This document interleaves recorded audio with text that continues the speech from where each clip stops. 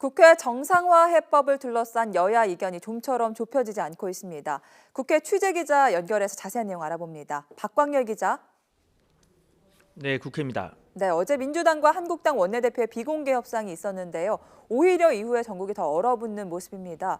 민주당 우원식 원내대표, 내 임기 안에 한국당과의 협상은 없다, 이렇게 못 박았다고요? 네, 그렇습니다. 먼저 우 원내대표는 어제 상황을 설명을 했는데요. 자신들은 특검 요구를 결코 수용할 수 없지만 시급한 민생 현안을 감안해 국회 모든 현안을 올려놓고 상대가 받을 만한 조건을 만들어 가자고 제안했다고 전했습니다. 이런데도 한국당 김성태 원내대표가 만남 직후 단식 농성을 선언한 건 국회 정상화를 포기한 것이라고 비판했습니다. 그러면서 협상 상대가 이렇게 무식한 행태를 보이는 건 처음이라며 국회 정상화를 위한 한국당의 선행적 조치가 없는 한 자신의 남은 임기 내 협상은 없다고 강조했습니다. 오늘을 특검 수용 최종 시한으로 언급한 바른미래당에 대해서도 강하게 비판했는데요. 특별수사본부 구성이라는 바른미래당 중재안을 거부한 건 한국당인데도 여당에만 화살을 돌린다며 건전보수를 지향한다더니 갈수록 한국당을 닮아간다고 지적했습니다. 추미애 대표도 한국당의 5월 임시국회 소집은 결국 비리 혐의가 있는 한국당 의원 2명을 지키겠다는 의도가 아니냐고 비판했습니다.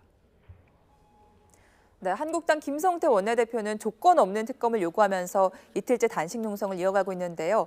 한국당 목소리는 더 강경해진 것 같습니다. 네, 그렇습니다. 다소 쌀쌀해진 날씨에 김성태 원내대표는 패딩 점퍼를 걸치고 국회 본청 앞에서 단식을 이어가고 있는데요.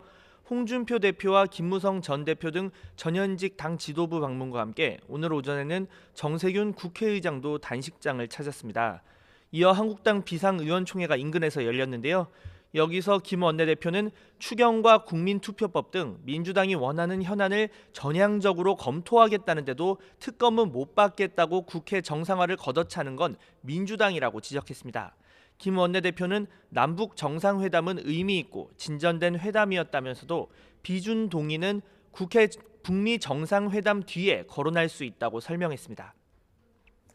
네, 오늘 오후에는 4당 원내대표 회동이 예정돼 있는데요. 이 자리에서는 좀 해법이 나올 수 있을까요? 일단 내 교섭단체 원내대표가 모두 참석하더라도 별다른 합의점을 찾기는 어렵다는 관측이 나오고 있습니다.